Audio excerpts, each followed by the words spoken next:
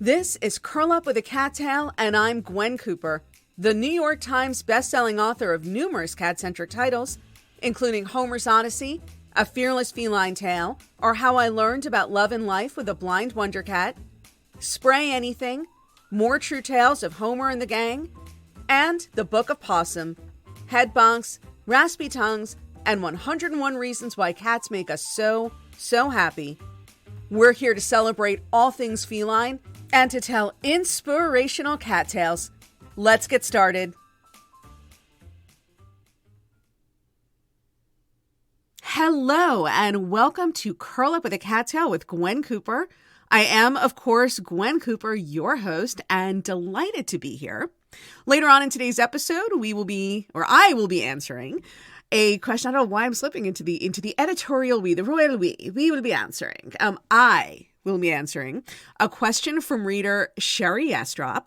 And if you would like to submit a question for me to answer in a future episode of Curl Up with a Cat Tale, or if you'd like to learn more about my books, or if you'd like to grab a free copy of an all-new book about Homer the Blind Wonder Cat, or to find out how you can get your name and your cat's name included in future books that I write, or if you just want to subscribe to the RSS feed for this podcast to make sure that you never miss the drop of a new episode, head on over to my website, gwencooper.com. That's GwenCooper.com right now. And you can do all those things and more, and you can get a look at my brand new website, about which I'm very, very excited because I built this one with my own two hands using one of those DIY, build your own website tools. And I have to say that I am delighted with the results. So head on over, check it out, take a look at it in all its glory, and then come on back here to spend some more time with me curling up with a cat tail. And while I will be answering reader Sherry Yastrop's question later on in this episode, I'm actually going to kick off the episode by answering another reader question because this is sort of an interesting one. So I asked people to send me questions that they would like for me to hear me answer on one of my first few episodes of the Curl Up with a Cat Tale podcast. And I got quite a few responses, most of them of the, tell us something new about Homer. What was the greatest thing you learned from him? What did you like about him most? How did you get started writing your first book? How did you get your first book published? And so on. This question, however, was submitted by reader Tony Dillard, and it is a different question. And one that I will confess might actually keep me up at nights. And the question that Tony Dillard, I should preface this by saying, by the way, that when I asked for questions, I assumed that people already knew what I know to be true about myself, which is that I am not an expert on cats general. I'm a lover of cats, and I like to think of myself, hopefully as a writer, as a keen observer of cats. I'm certainly a cat enthusiast. But I am not a cat expert. I'm not a cat behavioralist. I'm certainly not a veterinarian or any sort of a medical professional.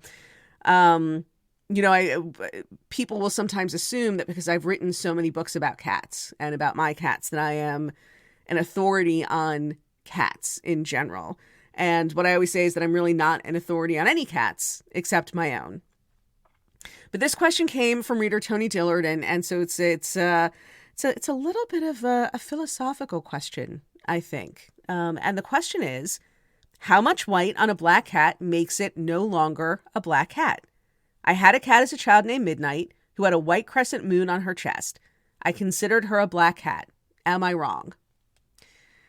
And I feel like this is this is sort of a head scratcher. It's one of those questions that maybe ultimately has no true answer, like, what is man's role in the universe, or why do we hurt the ones we love? There are some mysteries in life that will forever remain inexplicable, and I sense that this is one of them. If you feel like you have an answer to this question, how much white on a black cat makes the cat no longer a black cat, by all means, feel free to write to me, and perhaps we can get Tony's question answered for him. But again, I think all questions of the purity of blackness in a cat really probably comes down to your own perception. I don't know if there's a quantifiable answer to that question, but I sense that it is going to be one of the many things that are now keeping me awake at night. And that is really true because you guys, I am not sleeping well lately. I just have not been sleeping well at nights. Some of that is climate related. Some of that is cat related. Some of that is the interaction between the two. And I will, of course, explain. So as I said in my first episode of Curl Up with a Cattail, my husband and I live in this beautiful old Victorian house. Our house was built in 1860. So that makes it officially an old house. And of course, being an old house, it does not have central air or heat. And so, which can make climate control for me and for Lawrence and for the cats a little bit of a challenge, particularly in the depths of winter or the real dog days, or cat days. Should I say cat days? But the real, there's really hot, muggy days of summer. All cats, of course, generally tend to prefer warm weather, and my cats are no different. But Fanny she's a real, I guess I would say, heat enthusiast more than any cat I've ever had. Fanny just loves the heat. It cannot be hot enough as far as Fanny is concerned. For example, in the summer, on the third floor of our house, where the ceilings are not particularly high, and of course it is, the third floor is the highest floor of the house. That's where our bedroom is, and that's where Lawrence's office is. And in the summer, when it is, in the high 90s or low hundreds outside, it is easily well above 100 degrees in our bedroom during the day, because obviously we have no central air. And we do have a wall unit in the bedroom, but that is not turned on while Lawrence is in his office and I'm working downstairs. And that will always be the room. Again, Fanny cannot be hot enough. So Fanny will go into that room truly when it's 100 plus degrees. She will look for a patch of sunlight falling through the window so she can make it even hotter than it already is. And she will sprawl out and she will get to like this maximum sprawl, where it's not just that she's on her side or on her back, but every part of her body is just stretched out as far as she can stretch it out so she can get as much heat falling on her body as she possibly can. And she will lie there in the patch of sunlight in the 100+ degree room until her little tummy is so toasty that and she's an all black cat, so her fur really absorbs the heat like tar on a hot street. And you touch her and you feel like she's just been in an oven. She feels like a cat who's just been baking in a kiln or something like that. And she is as happy as a cat can be. So needless to say, of course, Fanny is not a big fan of the winter. But she is a fan of our radiators. Again, we do not have central heat. What we have are radiators, these giant metal old-fashioned radiators in most of the rooms of the house. And again, what Fanny will do in the winter is, so I put her blankie in front of the radiator in the bedroom, and that is where Fanny will sprawl out. So the heat is coming out of the radiator, and no matter how cold it is outside, if you are standing right in front of the radiator, it does not take very long for it to become unbearably hot. It's a radiator. The heat coming out of the radiator is real heat. It is intense heat. But again, Fanny, she lies on her blankie directly in front of the radiator and sprawls out. She gets on her. She likes to lie on her side with her tummy facing the radiator. So she has this really hot belly within a very short period of time.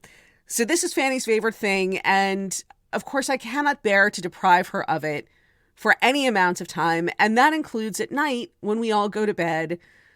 I keep the radiator on full blast, not just because it gets colder in the middle of the night, particularly for the cats, but also because Fanny just loves that radiator. She loves sleeping in front of it. She likes being in the room where we are, and she likes being in front of the radiator.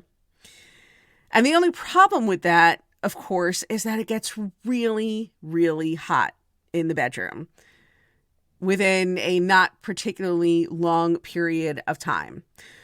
To counteract this, what I end up doing is putting on the air conditioning in the bedroom in the depths of winter to counteract the effects of the intensely heating radiator that is being left on at full blast in the bedroom.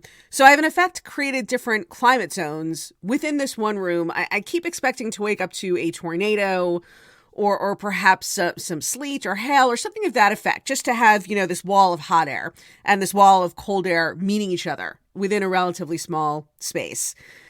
And so it will literally be the case that it will be, as it was a few days ago, 15 degrees outside.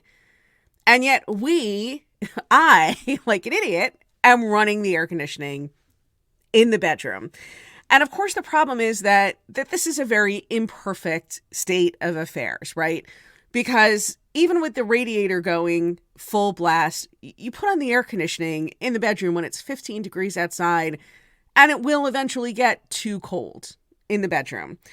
But the flip side is, without the air conditioning, with just the radiator going and nothing to counteract it, it very quickly becomes too hot. And so what ends up happening is that I keep getting up, waking up every, 60 to 90 minutes to either turn the air conditioner off or set its temperature a little bit. We have a remote control, so it's not like I have to get out of bed to do this. But turning the air conditioning on, turning it off, adjusting its temperature so it's a little cooler, a little hotter. I'm trying to find that magical temperature that I realize does not exist. But in the middle of the night, I keep thinking that I will find it, that there is a magical temperature at which I can set the air conditioning so that I will be completely comfortable all night long and will not have to get up to adjust it at all. I have yet to find that temperature. The other thing, of course, would be for me to just sleep through it, to just remain sleeping. I don't know when I became so Princess and the Pea that if it's 5 degrees too hot or 5 degrees too cold, I apparently can't sleep anymore. And it occurred to me that maybe that was the real problem, that the problem is not so much the temperature in the room per se, but that I've become too sensitive a sleeper. So I saw an ad. I don't even remember where I saw it. I'm not even sure, to tell you the truth, how Facebook and Amazon were aware of the fact that I'm having trouble sleeping, because I had not Googled, I have not done any searches around sleep problems, sleep trouble, insomnia, anything like that. So it's a little spooky to me, to tell you the truth, how they knew to serve me this ad. I wonder if, I wonder sometimes if my devices are eavesdropping on the conversations that I have with Lawrence and then showing me things pertaining to those conversations. But that is, of course, a conversation for a different time and probably a different podcast. But anyway, I saw an ad for this product, and it was a lavender spray. And the idea is that you spray it all over your pillows and you get a much better, much deeper night's sleep, that you sleep all the way through the night without waking up. And I thought, okay, I was somewhat skeptical, but for $17.99, I figured I would try it. And what's the worst that could happen is that I spend $17.99 to buy something to spray all over my pillows that makes my pillows smell better, even if it doesn't necessarily help me sleep better. So I got the spray yesterday. I was very excited to try it last night, and I did. I sprayed my pillows, and we have a king-size bed, so we have those long king-sized pillows on the bed. And I sprayed this lavender spray all over both of the pillows that I sleep on and settled in, and it did smell wonderful and very, very relaxing, very, very pretty. I was very excited to see how this was going to aid my sleep. And I guess, at least to my cats, lavender and catnip must smell very similar, because I kept waking up in the middle of the night to find one or both of my cats kind of doing that, when they're on their backs and they're doing that roly flippy thing that catnip makes them do when they're just sort of lolling around in a kind of drugged out, blissful ecstasy. Well, that's what my cats were doing, or at least attempting to do, on my pillow while I was sleeping on it. And then I guess some of the lavender smell must have gotten into my hair, because they kept burying their faces in my hair and nipping at my scalp. When I say nipping at my scalp, I don't mean that they were biting me, but they were trying to get at the catnip, and they were nipping at the pillows and nipping at the pillowcases and rolling around. I kept waking up with like my nose in a cat belly, and at least a couple of paws tangled up in my hair. And then they would sort of try to flip back the other way. They'd roll toward me. Now they were trying to roll in the other direction in their blissed out, drugged out ecstasy. And they, of course, caught my hair in their paws. So now they're rolling over and they're pulling my hair with them. It was not the blissful and restful night's sleep that the label had promised me. And at around 3 a.m, I said, this is just ridiculous. And for the first time in a long time, I tried to put the cats outside the bedroom so that I could at least get some sleep. I was like, you know what? I'm going to put them out and I'm going to turn off the radiator and I am going to salvage whatever I can of this night's sleep. But then, of course, they started crying and crying at the door relentlessly. And I was afraid that they would wake Lawrence up, although I don't know why I was afraid that they would wake Lawrence up, because Lawrence does not wake up. Lawrence is just about the soundest sleeper that I know. And the story that I like to tell, I guess it's men. Men probably sleep better than women in general. But the story that I like to tell about how deep and good a sleeper Lawrence is the time 10 years ago we were flying to Hawaii. And Lawrence is the kind of person that before a plane is even taken off, the second he gets on the plane, the second he's settled in his seat, he's out like a light. And he will sleep at least half the flight. And we were flying to Hawaii from New York, so it was a long flight. The flight actually connected through Phoenix. So we got off at Phoenix. We got onto a different plane. We'd been on that plane for about 2 hours. It had just gotten out from Phoenix to the Pacific Ocean. When the pilot comes over the loudspeaker, and Lawrence is sleeping next to me, and the pilot says, "Ladies and gentlemen, we're very sorry for the inconvenience. We are going to have to turn the plane around and head back to Phoenix. We're having a problem with the electrical system. It's not working over water. So we are going to fly back to Phoenix and put you on a different plane." And Lawrence wakes up and asks, kind of wakes up when he hears that the pilot is making an announcement and asks what's happening. And I repeat to him what the pilot has just said. And I'm looking out the window as I'm explaining this to Lawrence, because we are actually over water. The pilot is saying that the plane's electrical system is not working over water. And we are at that moment over water. And it's true that everybody sounded very calm. But as I said to Lawrence, I said, it occurs to me that we might be about to plunge to a fiery death right now. And they're just not telling us because they want us to stay calm. And Lawrence said, you're right. And then the next sound I heard was Lawrence snoring next to me. Having fallen back asleep, despite the fact that we had just been informed, basically, that we might be in a plane, that we were in a plane that was possibly about to crash. So Lawrence is a sound sleeper. Lawrence can sleep through just about anything, and he'll be the first one to tell you, to not only tell you that story is true, but to say, I figured, hey, if the plane's going to crash, do I want to be awake for that? And fair enough. I also would not have wanted to be awake for that. It was just, in my case, not so much of a choice as apparently it was for Lawrence, who could immediately fall back asleep. So I didn't fall back asleep. And at that point, so now it's 3 a.m. The cats are rolling all over my pillows. I put them outside. They were crying so much. I let them come back in. They immediately went back to my side of the bed and were rolling all over my pillows. And at that point, it was just very clear that I was not going to be sleeping again in my bed that night. So this is all by way of saying that I have been up since 3 o'clock this morning. My cats, of course, cannot say the same thing. They have been up, but they went back to sleep. They napped. They look completely refreshed, as does Lawrence. It is, of course, all well and good for the cats, right? Because not only can they sleep all day, but even if they were suddenly, and you really never hear about insomniac cats. You just never hear about cats with sleeping problems. I've literally never heard of in more than a decade online in daily communication with other cat people, where we talk so frequently about any number of health issues that our cats face.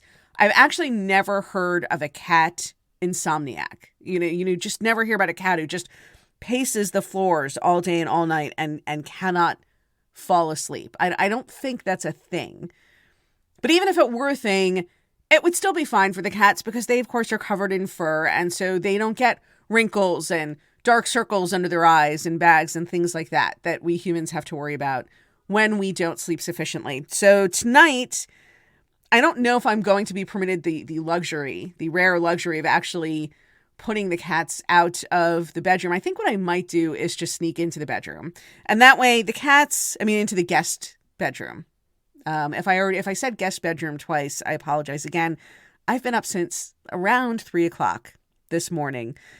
But yeah, let Lawrence have the bed, let Fanny have her radiator, let Clayton and Fanny both have the main bed like they always do, and the now lavender scented pillowcases that I'm going to have to launder probably before I can sleep in them again. And I may just hit the guest bedroom, which is also Lawrence's office, and see if perhaps I can get a good night's sleep there. But I will, of course, not be doing this before I answer today's reader question from reader Sherry Yastrop. And Sherry Yastrop's question is, how did you get started with your first book? And that seemed like a good kind of basic introductory question for me to answer in one of the first introductory episodes of my podcast. How did I get started with my first book?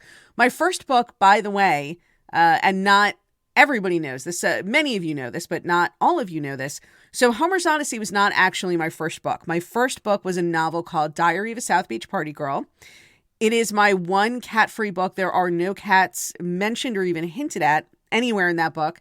It's a novel about South Beach in the 90s, loosely based on my personal experiences, although it is not an autobiography by any stretch of the imagination.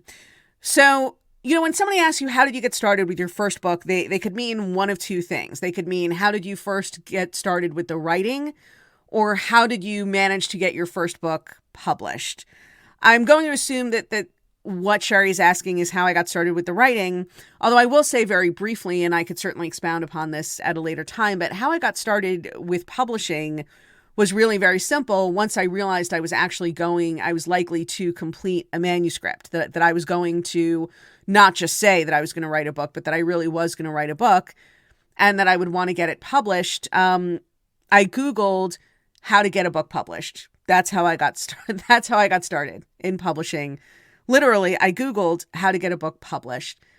And I still have people who write to me and who will ask me, who will say, I've written a manuscript, I've written a novel, I've written a memoir, I've written whatever it is about my cat, I've written a children's book, etc., etc. Please tell me how to get this published. And I will inevitably write back to these people and truly not trying to be a jerk about it, but really trying to be helpful. I will always write back and suggest to them, I always say, if you want to get professionally published, if you want to be published by, one of the big five publishers, if you want to be published by a Random House or a Simon & Schuster, or even maybe a smaller independent publisher, what you really need is a literary agent.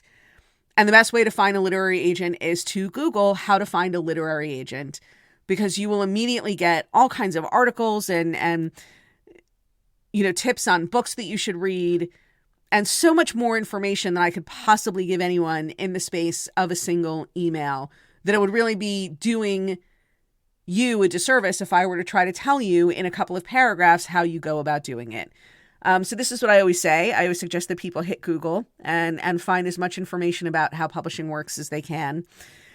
Perhaps not surprisingly, no one has ever written back to say, thanks for taking the time to answer my question. I think maybe they think that I'm brushing them off in some way. Although I secretly suspect that what they're really asking isn't so much, they're not really so much asking me how to get a book published as they are hoping that I will get their book published for them. That I will say, you should send me this manuscript, and that I will read it and love it so much that I will take it to my agent, who will take it to an editor, and, fame and fortune will quickly follow with very little inconvenience or effort on their part. I could be wrong about that. That might be uncharitable. But again, the fact that nobody ever writes back and says thanks for taking the time tells me that either they really think that they think I'm being mean in some way when I say they should Google it, although I swear I still will stand by it as being the best advice I could give anyone, or it's just not what they wanted from me. They didn't really want an answer to the question. They wanted a publishing deal with very little effort on their own part. But anyway, that is the answer to that question. That's the short answer to that question. How did I get started in publishing a book? How I got started writing my first book is a different matter. And to answer that question, we have to kind of get in our Wayback Machine and go all the way back to the summer of 2004. And at that time, I was working for Rolling Stone magazine.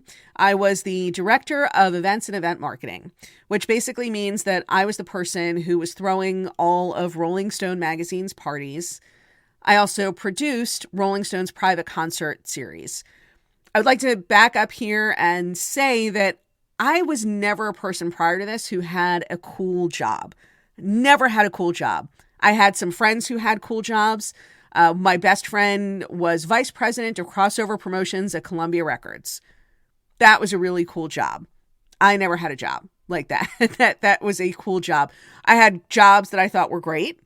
I had jobs with nonprofit organizations that I really was passionate about and cared about, but I never had a cool job. So this Rolling Stone job was my first experience and last, really, experience with having a cool job. Not that my job now as a full-time author and stay-at-home cat mom is not an amazing dream job, because it definitely is. But I'm not sure if writing about cats is cool per se, whereas producing rock concerts for Rolling Stone magazine was indisputably cool, at least back then when Rolling Stone was still Rolling Stone and before it had been sold to, I don't know, whoever has it now. But anyway, so that's the job I was doing. And my job was in Rolling Stone's marketing department. And my boss was the chief marketing officer for Rolling Stone. And one day that person left and was replaced by someone else.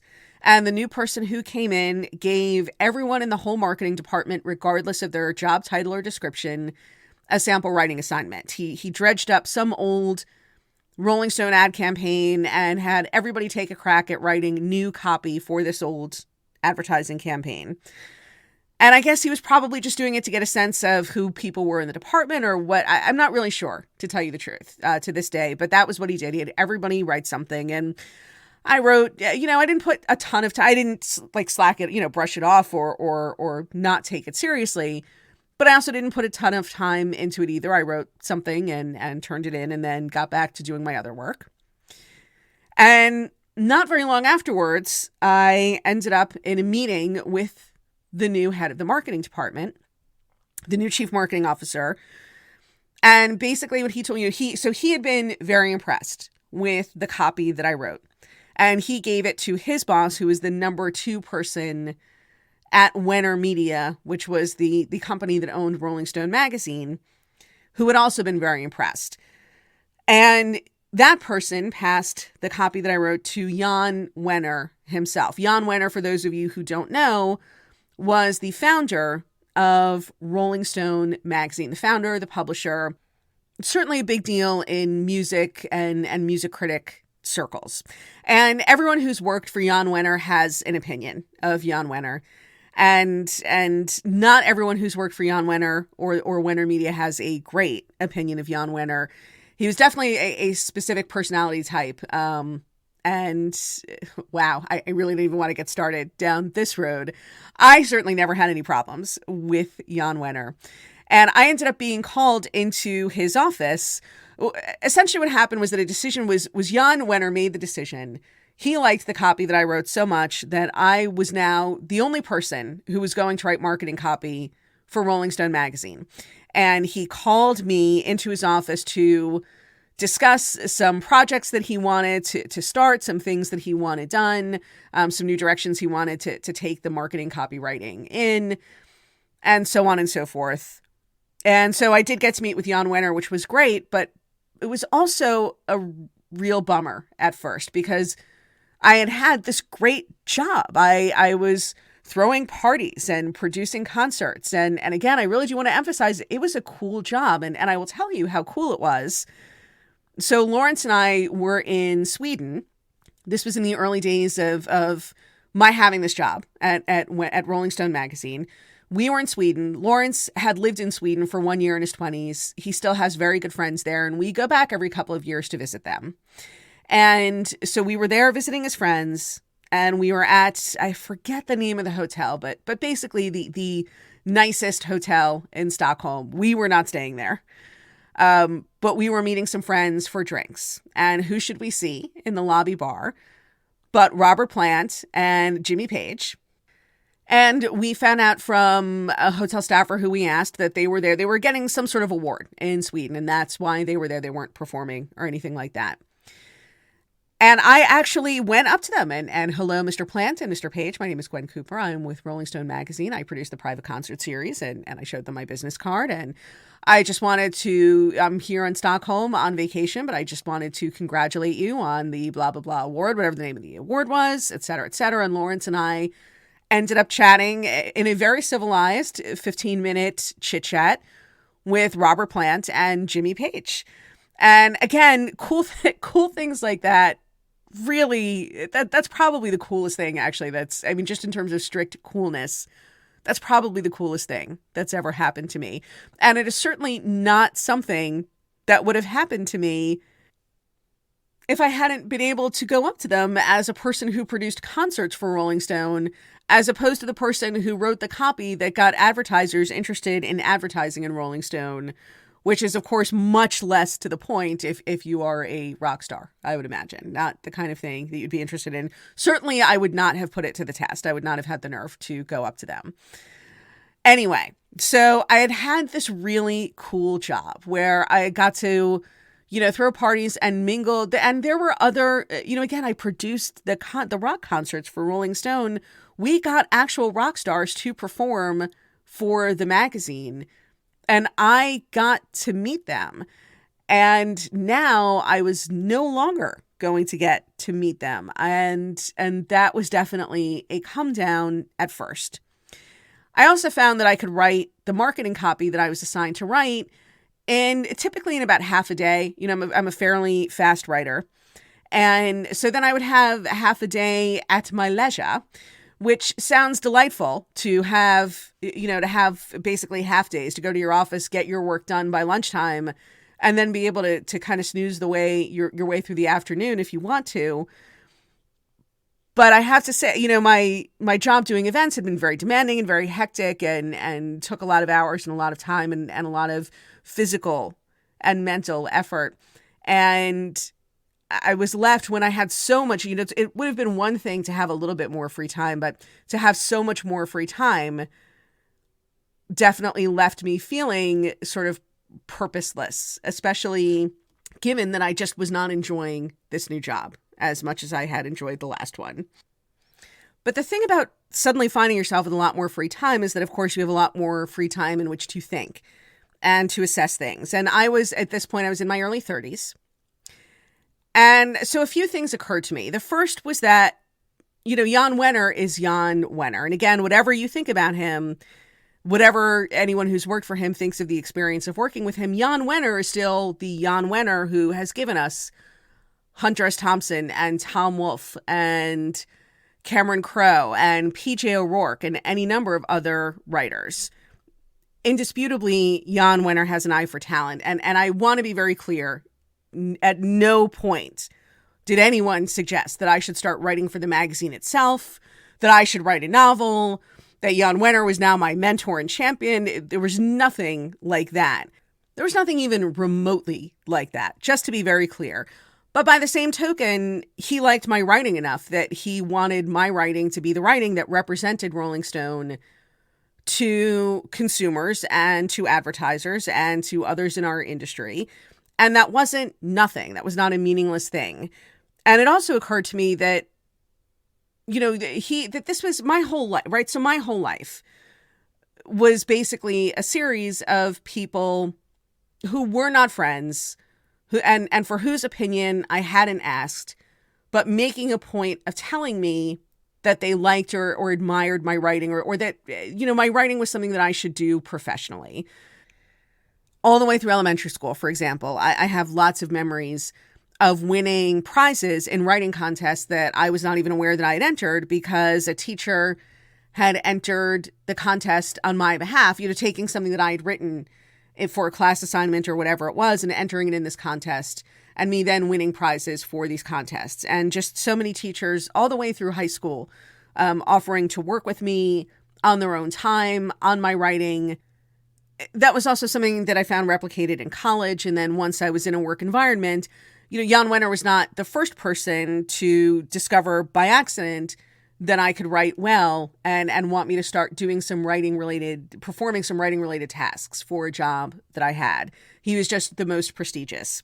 And I will also add this as a side note, because I think, another question that I get a lot from aspiring writers is, how do I know if I'm good enough? And on the one hand, that's sort of one of those questions like, how much white fur on a black cat makes the cat no longer a black cat? That insofar as it's not really an answerable question. There is no one specific answer to a question like that. But I will say that if you are good enough to be a professional writer, various people at various points in your life have told you this already. And I don't mean your friends or your relatives or someone who already knows you and cares about you. I mean someone who doesn't actually care about you or doesn't have to care about you and has no reason to tell you this if it's not true. And, I will not go so far as to say that if nobody has ever told you this, that you therefore are clearly not meant to be a writer. Everybody's specific circumstances are different, but I will say that it's probably less likely to be true that you should be a professional writer if literally no one with whom you have crossed paths has ever told you this at any point, that nobody who has read things that you've written has made a point of coming to you and saying, you should consider doing this professionally. Again, I had teachers in elementary school who assumed that they were grooming me for a career as a writer. They probably had a very different view on my job throwing parties for Rolling Stone magazine instead of being a writer than I would have had. But the point being that it occurred to me, so all of this came together, and it occurred to me that I was in my early 30s and I was at a point in my life. And again, you can write your first novel in your 50s or 60s. And for example, that novel, Where the Crawdads Sing, I believe is a debut novel by a woman who is in her 60s. And that is a huge, huge bestseller. So there's nothing that says that there's any point in your life beyond which it is too late for you to pick up the pen and start writing. By the same token, it's always easier to begin a new career when you're younger, especially when you don't have the obligations of a mortgage or kids, or in my case, Lawrence and I were dating, but we were not married. And there's just a certain amount of mental and physical energy that you have earlier in your life. And at this point, I was not a kid anymore. I was in my early 30s. And, I realized that it was always an idea that I'd flirted with. It was always a dream that I had had. The idea of writing a book, of being a novelist, of being a writer was always a dream that I had had. And it was always a dream that I put aside to do other things that I thought were more practical or more realistic or more fun or cooler or whatever stupid thing I was thinking at the time. And I asked myself how many people were going to have to tell me that I was a good writer before I tried to be a writer. And again, how many professionals? And I will include English teachers as professionals. And I just wondered how many professionals were going to have to tell me that I was a good writer before I tried to be a writer. And so that is the very long answer to the question how I got started writing my first book. And that was it. I decided to start working on a novel. And I started writing about South Beach because it was the first idea that came into my head, but I wanted to, I'm still not sure that it was the best idea. Although it was a fun book to write and hopefully a fun book for those who read it. But it was the first idea that I had to write a novel because it seemed like a marketable idea to me that South Beach in the 90s with the celebrities and nightclubs and beaches and general decadence, that there was something marketable about that idea, especially because there were not a lot of novels about South Beach or about Miami Beach in general at that point that weren't crime novels. And I didn't want to lose momentum. I had an idea and so I just wanted to start doing something before the idea of doing something lost momentum. So I had this idea. I went in that was the direction that I went in. It became my first novel. It's a very long answer to the question, but that is how I got started writing my first book. And, I kept my full-time job while I was working on it. So I would get up really early in the morning. I would get up at around 5 a.m. and I would write for 2.5 hours before I would have to get in the shower at around 7:30 so that I could get to work, out the door at 8 o'clock and be at work on time or at the door at 8:30 to be at work on time. And I would come home after work and get straight back to writing. Lawrence understood in the early days of our relationship that this was something I was working on. I didn't see as much of him as one might normally see with a new partner in the early days of the relationship. And the rest, I guess, as they say, is history. That was my first book, and I've been writing ever since. So thanks so much to Sherry Yastrop for submitting the question that I answered this week, and I hope that was it. It was certainly a very long answer, probably longer than you thought it would be, certainly longer than I thought it would be when I started out. But that is the story of how I got started with my first book, for better or for worse, for good or for ill. Hopefully some of you guys think it was for good. And speaking of books, I do have a new book coming out this April. It's going to be a follow-up to last year's The Book of PAWSOME, Head Bonks, Raspy Tongues, and 101 Reasons Why Cats Make Us So, So Happy. This is going to be a follow-up to that, and it is called You Are Pawsome: Why Your Cats Love You and Why Loving Them Back Makes You a Better Person. That book is going to be available in April. I hope you guys are excited. I hope you'll check it out. And stay tuned for updates concerning the first book in the Homer Whodunit Cozy Mystery Series, You Only Live 9 Times, and that will be coming your way July of 2021, so only a few months away. But until those books come out, I hope you will continue to meet me here every Thursday to curl up with a cat tail. And that concludes this episode of Curl Up with a Cat Tail with Gwen Cooper. Don't forget to invite your feline-loving friends to listen to new episodes along with you. If you'd like to subscribe to this podcast, get your copy of a free new book about Homer the Blind Wonder Cat, find out how you can get your name and your cat's name included in my next new book, or leave comments and questions for me to answer on future episodes, head on over to gwencooper.com now. Thanks so much for joining me, and don't forget to hug your cat today.